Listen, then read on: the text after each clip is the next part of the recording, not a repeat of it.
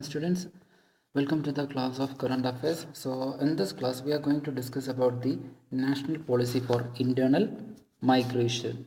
So here we will be discussing the various aspects of the internal migration, that is migration within India, and why we need or the importance of a national policy in regulating this internal migration.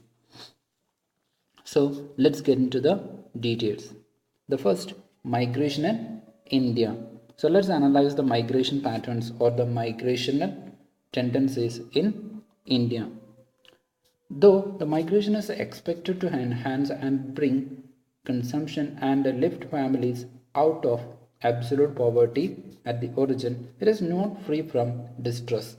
There are various kinds of distress which is pushing or pulling the persons or the families for the migration, and the distress are due to unemployment or underemployment in agriculture, natural calamities, and input output market imperfection. In India, there are two factors, not just in India, generally, there are two factors which is leading to the migration. They are push factor and the pull factor. In India, the prime push factor is the agrarian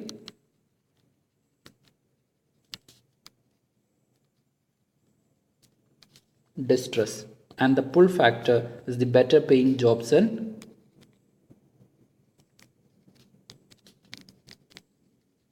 better paying jobs, especially in urban areas. And the data shows that the employment seeking is the principal reason for migration in region without conflict. So in regions where there is conflict, the prime factor will be the security, and it will be a push factor. But apart from that, it is the better payments or the better living condition. The pull factor is driving the internal migration in India. Now, let's discuss about the benefits of the migration. The first one, the internal migration has resulted in increased well-being of the household. We know that the migration is primarily for the better payment or a better job opportunities, which increases their salary, which increases their wage, and which leads to the increased wage or increased earning for the household and a well-being and a better living prospects for the household. Then as the income to the households has increased, their credit worthiness will also improve. Then upliftment of the lower caste and the tribes. We know that the lower caste and the tribes are economically weak sections. So they are also undergoing it, or they are also migrating to the urban areas, and thus migration and better income or a higher income or a higher wage also leads to the upliftment in the sense of the economic upliftment of this lower caste and the tribes. So this movement of the lower caste and the tribes can be used as a tool for the social upliftment of the section also. Now sorry, now let's discuss the concerns with the migration. So the first of all, at the destination, a migrant's lack of skill presents a major hindrance in entering the labor market. So why this is important? Let me analyze.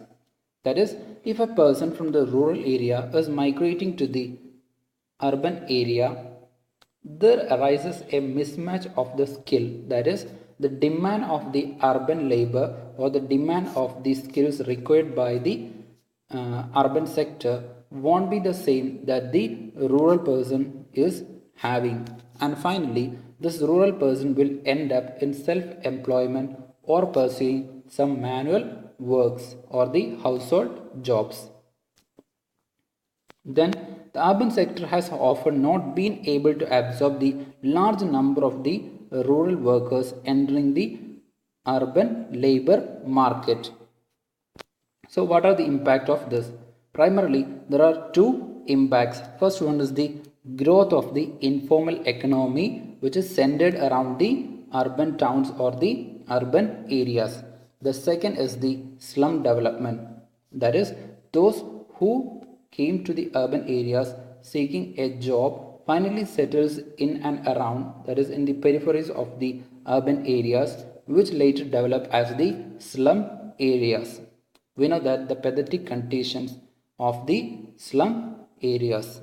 So how poor is the living conditions in this slum areas. So the first, let's discuss about the urban informal economy. So we have already discussed about the formal and the informal economy, organized and unorganized economy, etc. in our economics lecture series. So you please try to watch those lecture series to have a better understanding on why the growth, why it is not a good sign, that is this growth of informal economy is. And the fourth point is the discrimination which do not allow migrants to graduate to better paying jobs. Especially this discrimination is based on Jadi or the caste system.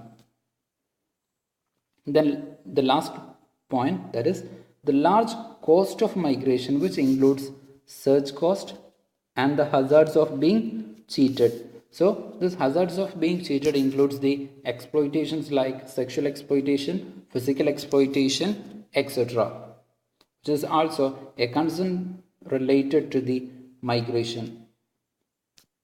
Now let's analyze about the importance of the national policy on migration, or why we need a comprehensive policy, a national policy to regulate, to control and to maintain a better and a sustainable internal migration pattern.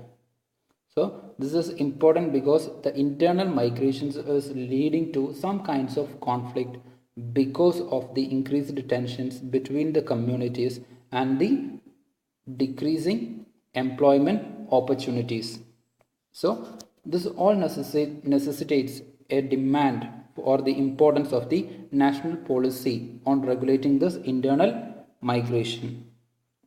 The first one, to improve earnings and enable an exit from the poverty. So we have already discussed that the internal migration is leading to increase in the employment or the age or the earnings of the individuals.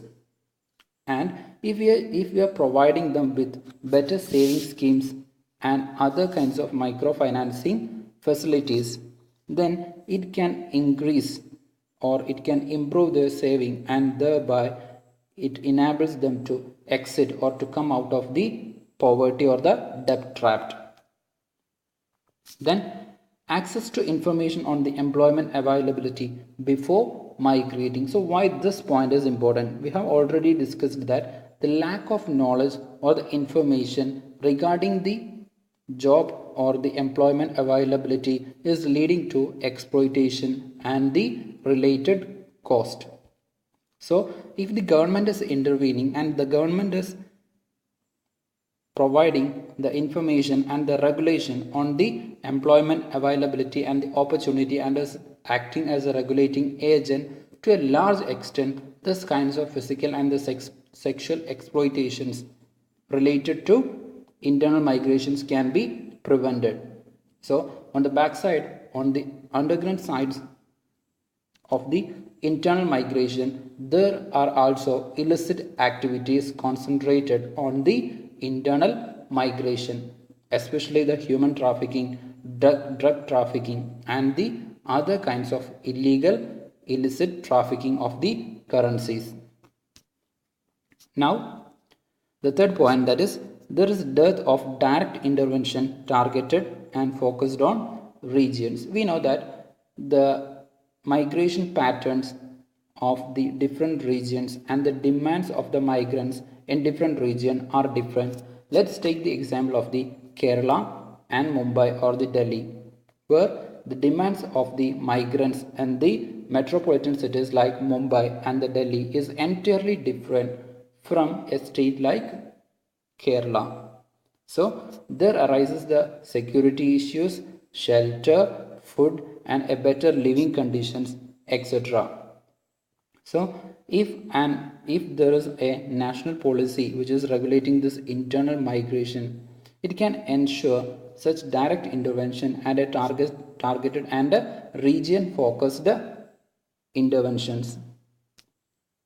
Then the internal migration patterns in India is presently demands a continued and a dynamic intervention over the long periods, that is to have a sustainable and to a well channelize this internal migration and the resultant opportunities and the economic resources that is being generated as a part of this internal migration.